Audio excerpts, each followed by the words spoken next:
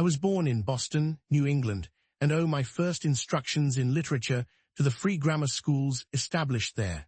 I therefore give £100 to my executors to be by them, paid over to the managers or directors of the free schools in my native town of Boston.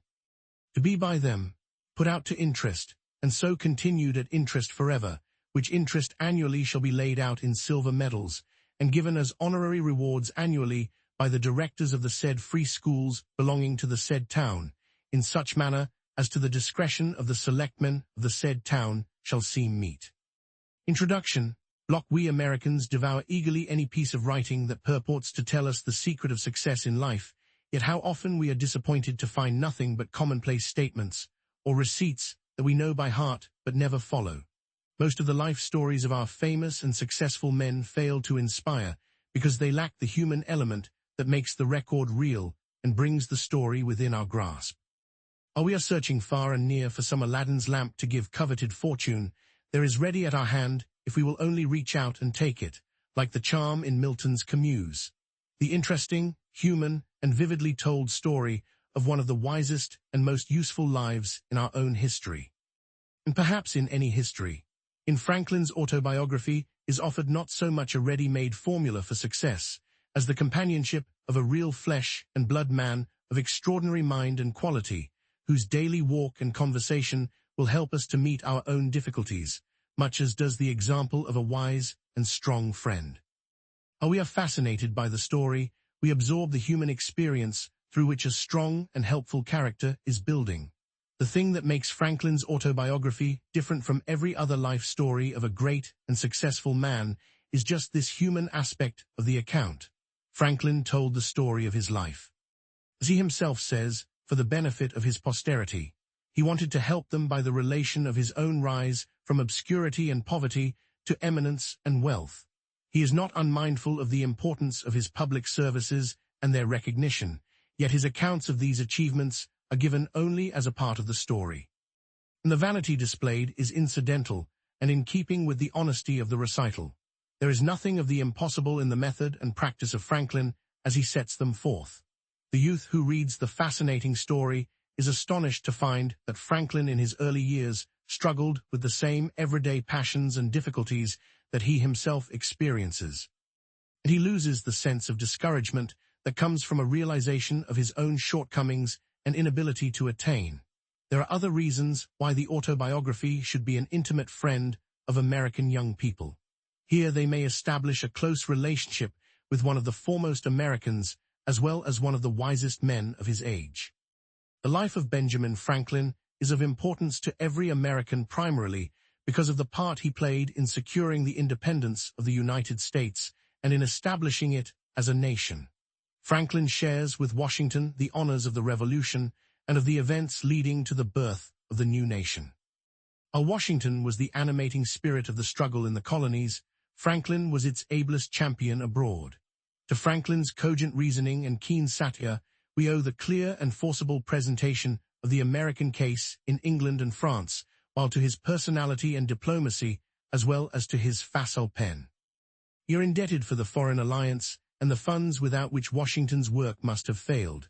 His patience, fortitude, and practical wisdom, coupled with self-sacrificing devotion to the cause of his country, are hardly less noticeable than similar qualities displayed by Washington. In fact, Franklin as a public man was much like Washington, especially in the entire disinterestedness of his public service. Franklin is also interesting to us because by his life and teachings he has done more than any other American to advance the material prosperity of his countrymen. It is said that his widely and faithfully read maxims made Philadelphia and Pennsylvania wealthy. While Poor Richard's pithy sayings, translated into many languages, have had a worldwide influence. Franklin is a good type of our American manhood. Although not the wealthiest or the most powerful, he is undoubtedly, in the versatility of his genius and achievements, the greatest of our self-made men. The simple yet graphic story in the autobiography of his steady rise from humble boyhood in a tallow chandler shop, by industry, economy, and perseverance in self-improvement, to eminence, is the most remarkable of all the remarkable histories of our self-made men. It is in itself a wonderful illustration of the results possible to be attained in a land of unequaled opportunity by following Franklin's maxims. Franklin's fame, however, was not confined to his own country. Although he lived in a century notable for the rapid evolution of scientific and political thought and activity, yet no less a keen judge and critic than Lord Jeffrey, the famous editor of the Edinburgh Review, a century ago said that, in one point of view, the name of Franklin must be considered as standing higher than any of the others which illustrated the 18th century. Distinguished as a statesman, he was equally great as a philosopher, thus uniting in himself a rare degree of excellence in both these pursuits, to excel in either of which is deemed the highest praise. Franklin has indeed been aptly called many-sided. He was eminent in science and public service. In diplomacy and in literature, he was the Edison of his day, turning his scientific discoveries to the benefit of his fellow men. He perceived the identity of lightning and electricity and set up the lightning rod. He invented the Franklin stove, still widely used, and refused to patent it. He possessed a masterly shrewdness in business and practical affairs.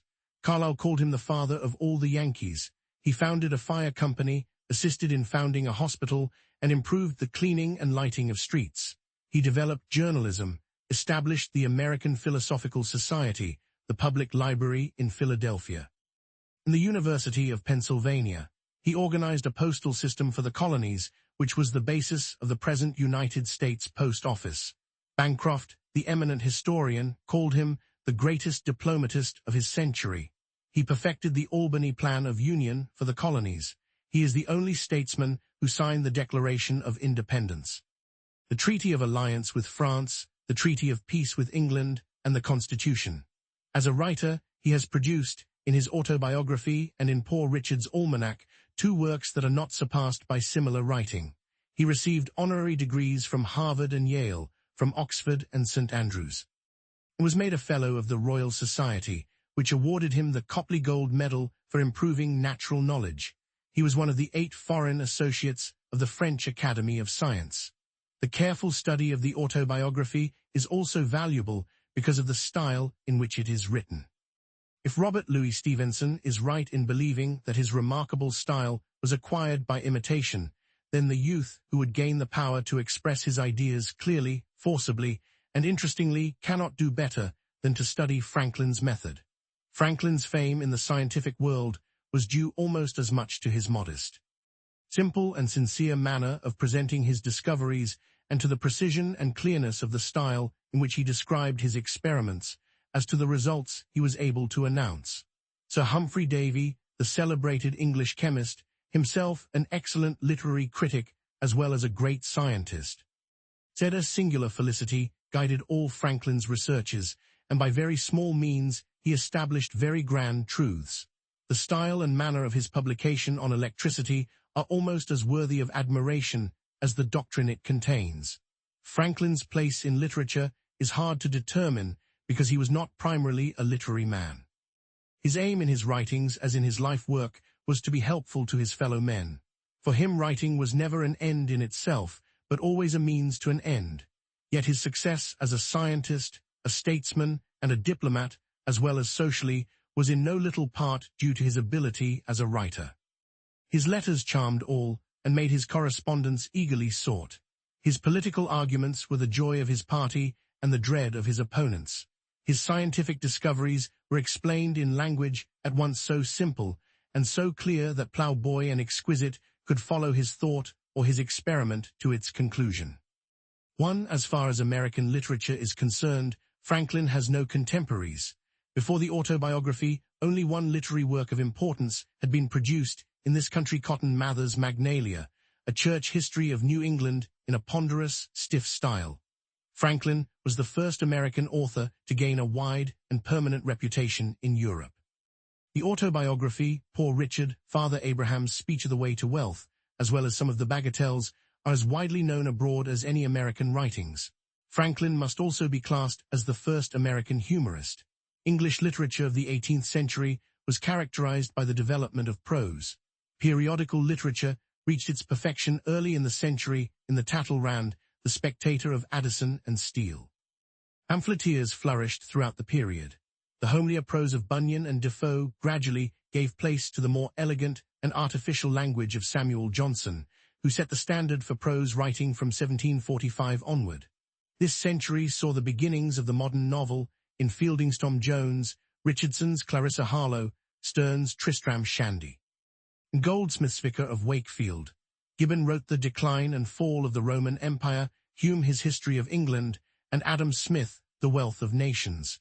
In the simplicity and vigor of his style, Franklin more nearly resembles the earlier group of writers. In his first essays, he was not an inferior imitator of Addison. In his numerous parables, moral allegories, and apologues, he showed Bunyan's influence, but Franklin was essentially a journalist.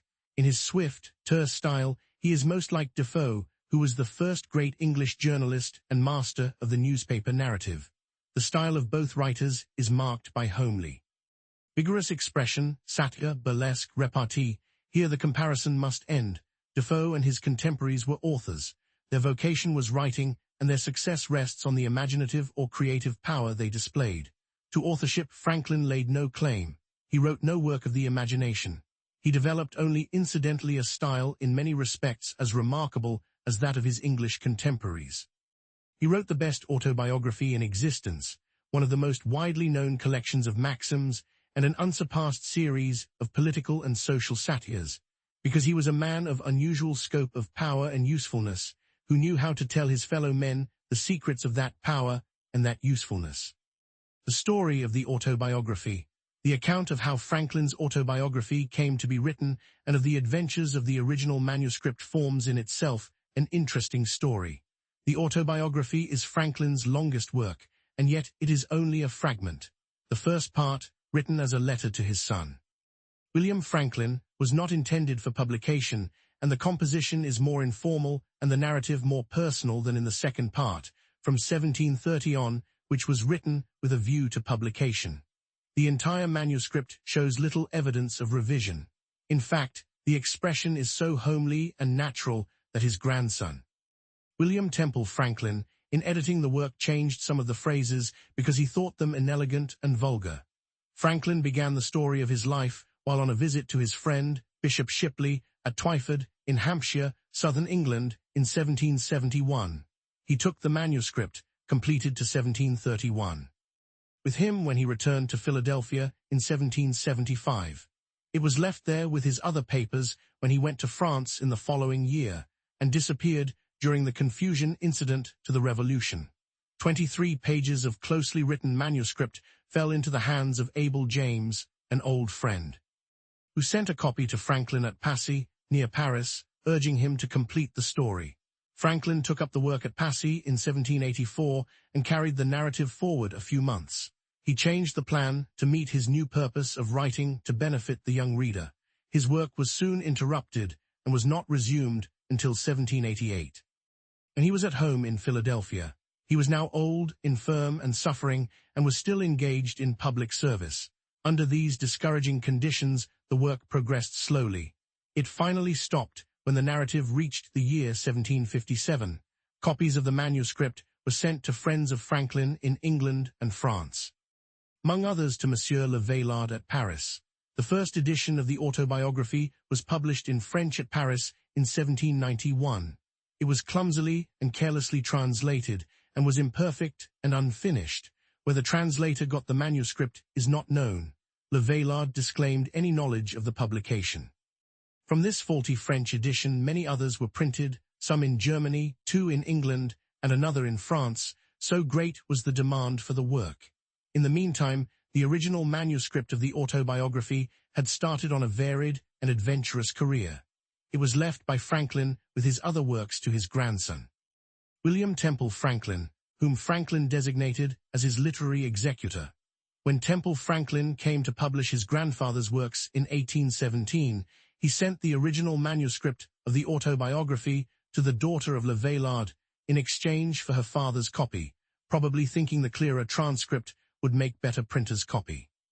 The original manuscript thus found its way to the Le Vaillard family and connections, where it remained until sold in 1867 to Mr. John Bigelow, United States Minister to France. By him, it was later sold to Mr. E. Dwight Church of New York, and passed with the rest of Mr. Church's library into the possession of Mr. Henry E. Huntington. The original manuscript of Franklin's autobiography rests in the vault in Mr. Huntington's residence at 5th Avenue and 57th Street, New York City. When Mr. Bigelow came to examine his purchase, he was astonished to find that what people had been reading for years as the authentic life of Benjamin Franklin by himself was only a garbled and incomplete version of the real autobiography. Temple Franklin had taken unwarranted liberties with the original. Mr. Bigelow says he found more than 1,200 changes in the text. In 1868, therefore, Mr. Bigelow published the standard edition of Franklin's autobiography. It corrected errors in the previous editions and was the first English edition to contain the short fourth part. Comprising the last few pages of the manuscript, written during the last year of Franklin's life, Mr. Bigelow republished the autobiography with additional interesting matter in 3 volumes in 1875, in 1905, and in 1910. The text in this volume is that of Mr. Bigelow's editions. The autobiography has been reprinted in the United States many scores of times and translated into all the languages of Europe. It has never lost its popularity and is still in constant demand at circulating libraries. The reason for this popularity is not far to seek. For in this work, Franklin told in a remarkable manner the story of a remarkable life. He displayed hard common sense and a practical knowledge of the art of living. He selected and arranged his material, perhaps unconsciously, with the unerring instinct of the journalist for the best effects. His success is not a little due to his plain, clear, vigorous English. He used short sentences and words, homely expressions, apt illustrations, and pointed allusions. Franklin had a most interesting, varied and unusual life. He was one of the greatest conversationalists of his time. His book is the record of that unusual life told in Franklin's own unexcelled conversational style. It is said that the best parts of Boswell's famous biography of Samuel Johnson are those parts where Boswell permits Johnson to tell his own story. In the autobiography, a no less remarkable man and talker than Samuel Johnson is telling his own story throughout. FWP The Gilman Country School, Baltimore, September, 1916. Pages 1 and 4 of the Pennsylvania Gazette, the first number after Franklin took control. Reduced nearly 1/2. Reproduced from a copy at the New York Public Library. 1. The Many-Sided Franklin, Paul L. Ford. 2. For the division into chapters and the chapter titles, however, the present editor is responsible. Autobiography, O.F. Benjamin Franklin, I Ancestry and Early Youth in Boston, Twyford, 3 at the Bishop of St. Asaph's, 1771. Block DEAR Son, I have ever had pleasure in obtaining any little anecdotes of my ancestors. You may remember the inquiries I made among the remains of my relations when you were with me in England, and the journey I undertook for that purpose. Imagining it may be equally agreeable to you to know the circumstances of my life, many of which you are yet unacquainted with. In expecting the enjoyment of a week's uninterrupted leisure in my present country retirement, I sit down to write them for you, to which I have besides some other inducements. Having emerged from the poverty and obscurity in which I was born and bred, to a state of affluence and some degree of reputation in the world. And having gone so far through life with a considerable share of felicity, the conducing means I made use of, which with the blessing of God so well succeeded, my posterity may like to know, as they may find some of them suitable to their own situations, and therefore fit to be imitated. That felicity, when I reflected on it, has induced me sometimes to say that were it offered to my choice, I should have no objection to a repetition of the same life from its beginning, only asking the advantages authors have in a second edition to correct some faults of the first. So I might, besides correcting the faults, change some sinister accidents and events of it for others more favorable. But though this were denied, I should still accept the offer. Since such a repetition is not to be expected, the next thing most like living one's life over again seems to be a recollection of that life. And to make that recollection as durable as possible by putting it down in writing. Hereby, too, I shall indulge the inclination so natural in old men to be talking of themselves and their own past actions, and I shall indulge it without being tiresome to others, who, through respect to age, might conceive themselves obliged to give me a hearing, since this may be read or not as anyone pleases. And lastly, I may as well confess it, since my denial of it will be believed by nobody, perhaps I shall a good deal gratify my own vanity. For indeed, I scarce ever heard or saw the introductory words. Without vanity I may say, etc., but some vain thing immediately followed. Most people dislike vanity in others, whatever share they have of it themselves, but I give it fair quarter wherever I meet with it, being persuaded that it is often productive of good to the possessor. And to others that are within his sphere of action, and therefore, in many cases, it would not be altogether absurd if a man were to thank God for his vanity among the other comforts of life. Gibbon and Hume, the great British historians, who were contemporaries of Franklin, express in their autobiographies the same feeling about the propriety of just self-praise. And now I speak of thanking God, I desire with all humility to acknowledge that I owe the mentioned happiness of my past life to his kind providence, which lead me to the means I used and gave them success. My belief of this induces me to hope, though I must not presume, that the same goodness will still be exercised toward me, in continuing that happiness, or enabling me to bear a fatal reverse, which I may experience as others have done, the complexion of my future fortune being known to him, only in whose power it is to bless to us even our afflictions. The notes one of my uncles, who had the same kind of curiosity in collecting family anecdotes, once put into my hands, furnished me with several particulars relating to our ancestors. From these notes, I learned that the family had lived in the same village, Ecton, in Northamptonshire, for 300 years. And how much longer he knew not, perhaps from the time when the name of Franklin, that before was the name of an order of people, 6 was assumed by them as a surname, when others took surnames all over the kingdom, on a freehold of about 30 acres.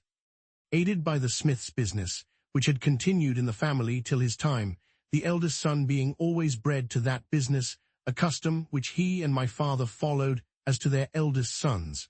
When I searched the registers at Ecton, I found an account of their births, marriages and burials from the year 1555 only, there being no registers kept in that parish at any time preceding. By that register, I perceived that I was the youngest son of the youngest son for 5 generations back. My grandfather Thomas, who was born in 1598, lived at Ecton till he grew too old to follow business longer. And he went to live with his son John, a dyer at Banbury, in Oxfordshire, with whom my father served an apprenticeship. There my grandfather died and lies buried. We saw his gravestone in 1758. His eldest son Thomas lived in the house at Ecton and left it with the land to his only child, daughter, who with her husband, one Fisher of Wellingborough, sold it to Mr. Isted, now lord of the manor there. My grandfather had 4 sons that grew up, viz., Thomas, John, Benjamin, and Josiah. I will give you what account I can of them at this distance from my papers. If these are not lost in my absence, you will among them find many more particulars. Thomas was bred a smith under his father, but being ingenious, and encouraged in learning as all my brothers were by an Esquire Palmer, then the principal gentleman in that parish, he qualified himself for the business of scrivener, became a considerable man in the county, was a chief mover of all public-spirited undertakings for the county or town of Northampton. In his own village, of which many instances were related of him, and much taken notice of, and patronized by the then Lord Halifax. He died in 1702, January 6, old style, 7, just 4 years to a day before I was born. The account we received of his life and character from some old people at Ecton, I remember, struck you as something extraordinary from its similarity to what you knew of mine. Had he died on the same day, you said, one might have supposed a transmigration. John was bred a dyer, I believe of woolens, Benjamin was bred a silk dyer. Serving an apprenticeship at London. He was an ingenious man. I remember him well, for when I was a boy he came over to my father in Boston and lived in the house with us some years. He lived to a great age. His grandson, Samuel Franklin, now lives in Boston. He left behind him 2 quarto volumes, MS, of his own poetry, consisting of little occasional pieces addressed to his friends and relations, of which the following, sent to me, is a specimen. 8 he had formed a shorthand of his own, which he taught me, but never practicing it. I have now forgot it. I was named after this uncle, there being a particular affection between him and my father. He was very pious, a great attender of sermons of the best preachers, which he took down in his short hand, and had with him many volumes of them. He was also much of a politician, too much, perhaps, for his station. There fell lately into my hands, in London, a collection he had made of all the principal pamphlets relating to public affairs. From 1641 to 1717, many of the volumes are wanting as appears by the numbering. But there still remain 8 volumes in folio, and 24 in quarto and in octavo. A dealer in old books met with them, and knowing me by my sometimes buying of him, he brought them to me. It seems my uncle must have left them here when he went to America, which was about 50 years since. There are many of his notes in the margins. This obscure family of ours was early in the Reformation, and continued Protestants through the reign of Queen Mary, when they were sometimes in danger of trouble on account of their zeal against popery. They had got an English Bible, and to conceal and secure it, it was fastened open with tapes under and within the cover of a joint stool. When my great-great-grandfather read it to his family, he turned up the joint stool upon his knees, turning over the leaves then under the tapes. One of the children stood at the door to give notice if he saw the apparitor coming, who was an officer of the spiritual court. In that case, the stool was turned down again upon its feet, when the Bible remained concealed under it, as before. This anecdote I had from my Uncle Benjamin. The family continued all of the Church of England till about the end of Charles II's reign. And some of the ministers that had been outed for nonconformity, holding conventicles 9 in Northamptonshire, Benjamin and Josiah adhered to them, and so continued all their lives. The rest of the family remained with the Episcopal Church. Josiah, my father, married young, and carried his wife with 3 children into New England. About 1682, the conventicles having been forbidden by law and frequently disturbed, induced some considerable men of his acquaintance to remove to that country, and he was prevailed with to accompany them thither, where they expected to enjoy their mode of religion with freedom. By the same wife, he had 4 children more born there, and by a second wife 10 more, in all 17 of which I remember 13 sitting at one time at his table, who all grew up to be men and women. And married, I was the youngest son, and the youngest child but 2, and was born in Boston, New England. 10 My mother, the second wife, was Abiah Folger, daughter of Peter Folger, one of the first settlers of New England, of whom honorable mention is made by Cotton Mather. 11 in his church history of that country, entitled Magnalia Christi Americana, as a godly, learned Englishman, if I remember the words rightly. I have heard that he wrote sundry small occasional pieces, but only one of them was printed, which I saw now many years since. It was written in 1675, in the homespun verse of that time and people, and addressed to those then concerned in the government there. It was in favor of liberty of conscience, and in behalf of the Baptists, Quakers, and other sectaries that had been under persecution, ascribing the Indian wars and other distresses that had befallen the country to that persecution, as so many judgments of God to punish so heinous an offense, and exhorting a repeal of those uncharitable laws. The whole appeared to me as written with a good deal of decent plainness and manly freedom. The 6 concluding lines I remember, though I have forgotten the 2 first of the stanza, but the purport of them was that his censures proceeded from good will, and therefore he would be known to be the author. My elder brothers were all put apprentices to different trades. I was put to the grammar school at 8 years of age, my father intending to devote me, as the tithe 13 of his sons, to the service of the church. My early readiness in learning to read, which must have been very early, as I do not remember when I could not read, and the opinion of all his friends that I should certainly make a good scholar, encouraged him in this purpose of his. My uncle Benjamin, too, approved of it, and proposed to give me all his shorthand volumes of sermons, I suppose as a stock to set up with, if I would learn his character. 14, I continued, however, at the grammar school not quite 1 year, though in that time I had risen gradually from the middle of the class of that year to be the head of it. And father was removed into the next class above it, in order to go with that into the 3rd at the end of the year. But my father, in the meantime, from a view of the expense of a college education, which having so large a family he could not well afford, and the mean living many so educated were afterwards able to obtain reasons that he gave to his friends in my hearing, altered his first intention, took me from the grammar school, and sent me to a school for writing and arithmetic, kept by a then famous man, Mr. George Brownell. Very successful in his profession generally, and that by mild, encouraging methods. Under him, I acquired fair writing pretty soon, but I failed in the arithmetic and made no progress in it. At 10 years old, I was taken home to assist my father in his business, which was that of a tallow chandler and soap boiler, a business he was not bred to, but had assumed on his arrival in New England, and on finding his dying trade would not maintain his family, being in little request.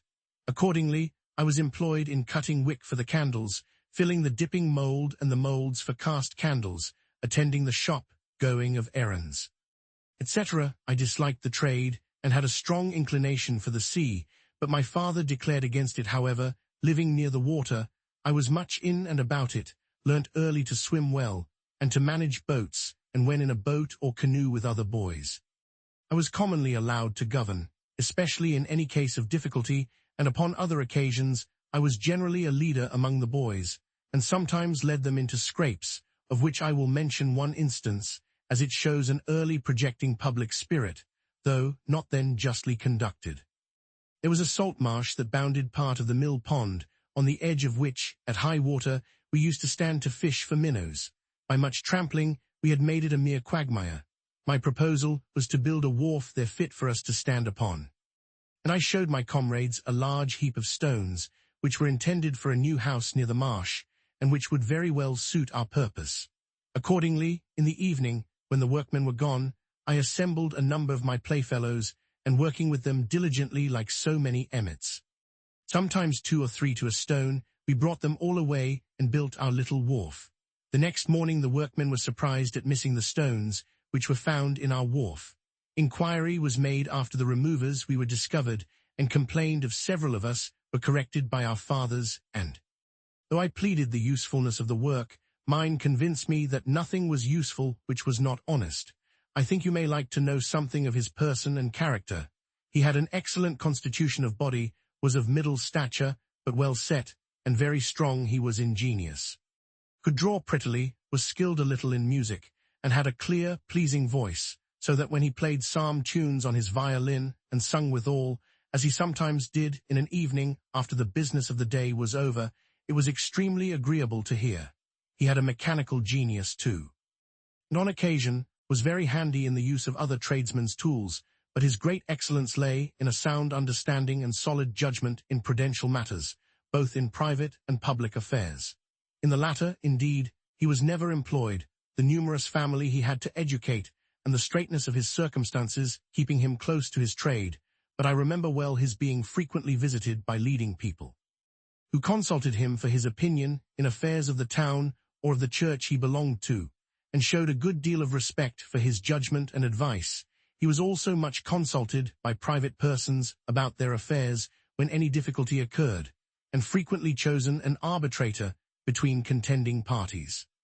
At his table he liked to have, as often as he could, some sensible friend or neighbor to converse with, and always took care to start some ingenious or useful topic for discourse, which might tend to improve the minds of his children. By this means he turned our attention to what was good, just and prudent in the conduct of life, and little or no notice was ever taken of what related to the victuals on the table, whether it was well or ill dressed, in or out of season, of good or bad flavor, preferable or inferior to this or that other thing of the kind.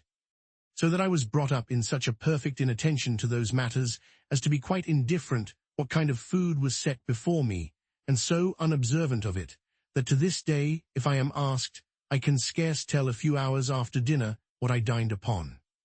This has been a convenience to me in travelling, where my companions have been sometimes very unhappy for want of a suitable gratification of their more delicate, because better instructed, tastes and appetites. My mother had likewise an excellent constitution. She suckled all her 10 children. I never knew either my father or mother to have any sickness but that of which they died. He had 89, and she had 85 years of age. They lie buried together at Boston, where I some years since placed a marble over their grave, 15, with this inscription: By my rambling digressions, I perceive myself to be grown old. I used to write more methodically, but one does not dress for private company as for a public ball. 'Tis perhaps only negligence. To return, I continued thus employed in my father's business for 2 years, that is, till I was 12 years old, and my brother John, who was bred to that business, having left my father, married, and set up for himself at Rhode Island, there was all appearance that I was destined to supply his place and become a tallow chandler. But my dislike to the trade continuing, my father was under apprehensions that if he did not find one for me more agreeable, I should break away and get to sea, as his son Josiah had done, to his great vexation. He therefore sometimes took me to walk with him, and see joiners, bricklayers, turners, braziers, etc., at their work, that he might observe my inclination, and endeavour to fix it on some trade or other on land. It has ever since been a pleasure to me to see good workmen handle their tools, and it has been useful to me, having learnt so much by it, as to be able to do little jobs myself in my house when a workman could not readily be got, and to construct little machines for my experiments, while the intention of making the experiment was fresh and warm in my mind. My father at last fixed upon the cutler's trade. My uncle Benjamin's son Samuel, who was bred to that business in London, being about that time established in Boston, I was sent to be with him some time on liking. But his expectations of a fee with me displeasing my father, I was taken home again. 3. A small village not far from Winchester in Hampshire, southern England. Here was the country seat of the Bishop of St. Asaph, Dr. Jonathan Shipley, the good bishop, as Dr. Franklin used to style him. Their relations were intimate and confidential. In his pulpit, and in the House of Lords, as well as in society, the bishop always opposed the harsh measures of the Crown toward the colonies. Bigelow, for in this connection Woodrow Wilson says, and yet the surprising and delightful thing about this book, the autobiography, is that, take it all in all, it has not the low tone of conceit, but is a staunch man's sober and unaffected assessment of himself and the circumstances of his career. 5. See Introduction. 6. A Small Landowner. 7 January 17 New Style. This change in the calendar was made in 1582 by Pope Gregory XIII and adopted in England in 1752. Every year whose number in the common reckoning since Christ is not divisible by 4, as well as every year whose number is divisible by 100, but not by 400. Shall have 365 days, and all other years shall have 366 days. In the 18th century, there was a difference of 11 days between the old and the new style of reckoning, which the English Parliament cancelled by making the 3rd of September, 1752, the 14th. The Julian calendar, or Old Style, is still retained in Russia and Greece, whose dates consequently are now 13 days behind those of other Christian countries. 8. The specimen is not in the manuscript of the autobiography. 9. Secret gatherings of dissenters from the established church. 10. Franklin was born on Sunday, January 6, Old Style. 1706, in a house on Milk Street, opposite the Old South Meeting House, where he was baptized on the day of his birth, during a snowstorm. The house where he was born was burned in 1810. Griffin, 11 Cotton Mather 1663-1728, clergyman, author, and scholar, pastor of the North Church. Boston, he took an active part in the persecution of witchcraft. 12 Nantucket, 13 10th, 14 System of shorthand. 15 This marble having decayed, the citizens of Boston in 1827 erected in its place a granite obelisk, 21 feet high, bearing the original inscription quoted in the text, and another explaining the erection of the monument.